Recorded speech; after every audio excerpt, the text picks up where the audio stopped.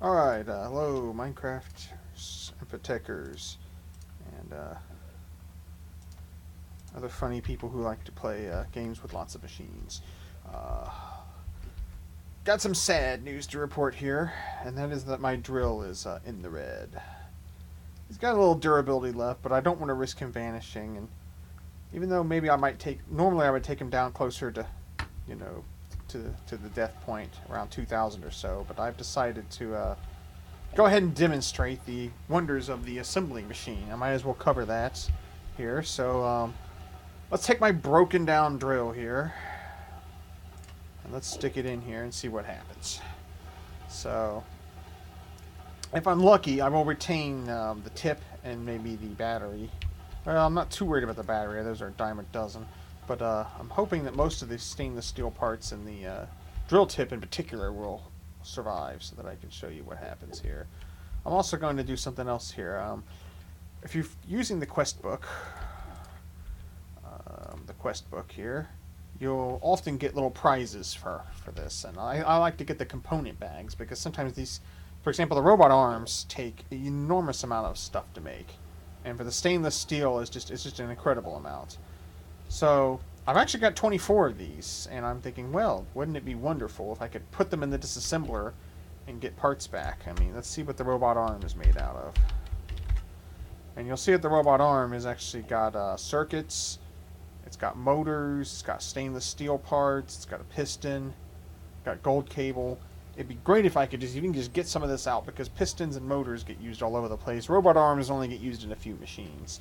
I'll have a few machines coming up I need to build that'll benefit from these free robot arms I got, but unfortunately this thing's being extremely stingy on giving pumps and even steel rotors, strangely enough. I got tons and tons and tons of tin rotors out of the old one, and I'm probably going to end up melting that down if I ever get really hard up for tin. But the bronze ones and the steel ones, that has been fairly stingy about. It seems to love to give these emitters too, which they are kind of annoyingly expensive to make.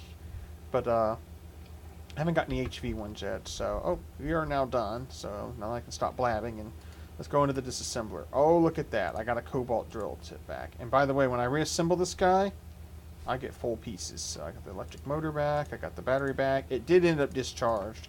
I will have to recharge that battery, unfortunately. Let's see. So let's look at our drill.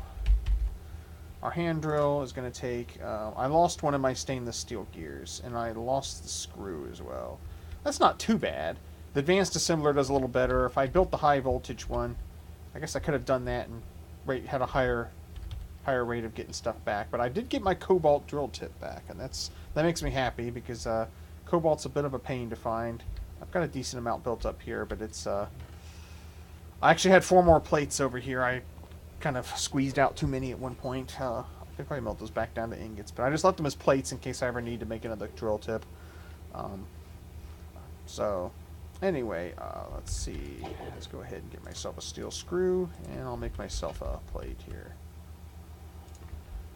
So I did lose a piece of, a couple pieces of stainless steel, but nothing worth getting in a big twist over.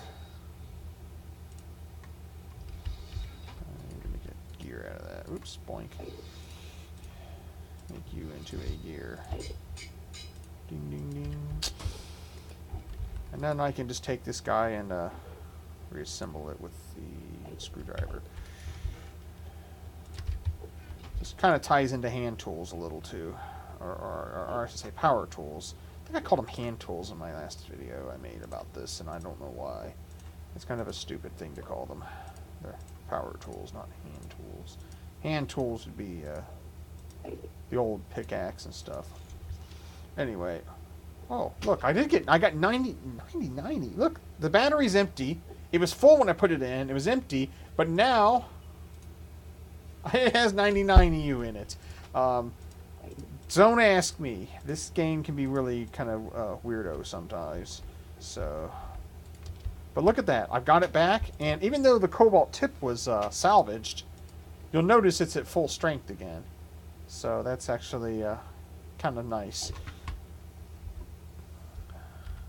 So now I don't have to worry about that again. So let's disassemble a robot arm. And as you notice, absolutely nothing happens. You cannot disassemble the robot arms, which is a real bummer because it'd be nice if you could take those down to their components and get things out of them. But the only thing you really could do would be take them, throw them in here, melt them down, and get the components. You might be able to use the universal macerator as well, but you're only going to get dusts in that case. You'll use less energy than you would with this guy. It'll take less time, and you'll waste less oxygen. You won't use any oxygen, but you're then going to have to spend time and money coming over here and melting your stainless steel and other metals back down to get to whoa, whoa, whoa, whoa, whoa. That would have been ugly to get them back. So anyway, that's the take on the disassembler. There's not much else to say about this machine, other than that it is handy for taking some things apart, like your power tools. It's also useful for taking apart old machines that you just really decide you just don't need anymore. And if you're not going to, for example, if you're not going to do any more diesel generating at the advanced level, I'm going to save it because I probably have other uses for it. But I could take some of these other components apart and recover some of the parts if I wanted to. Sometimes it's better than melting them for metals because you can get things you can't get back from the arc furnace. The arc furnace is going to destroy chips and rubber and plastics and other things like that. But this thing here will get you those back. I might have gotten the... if I ground it down to dusts, you know what? Let's do a comparison. I mean, why not? We're here. Let's get it done. So here we go. Robot arm. Goodbye.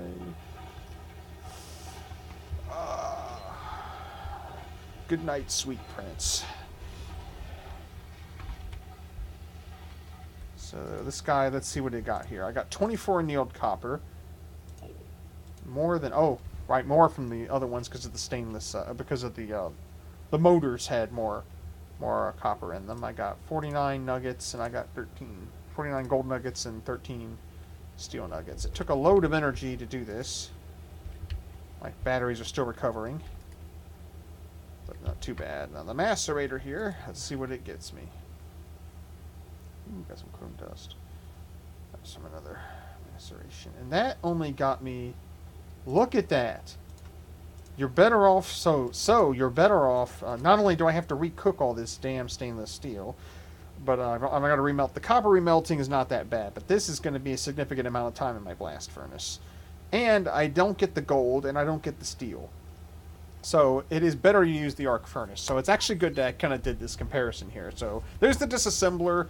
The disassembler, if it could take apart the robot arm, would be far better than melting it down or doing it, but it's not so good. The disassembler can get you the soft parts back as well, like the chips and other things. The arc furnace is going to get you pretty much all the metallic components back, and the maceration is going to pretty much only going to get you the thickest parts of the metals. Anything used in some of the wires or rods and stuff like that, you're just not going to get back. So anyway, that's all I've got on that. Thank you for watching.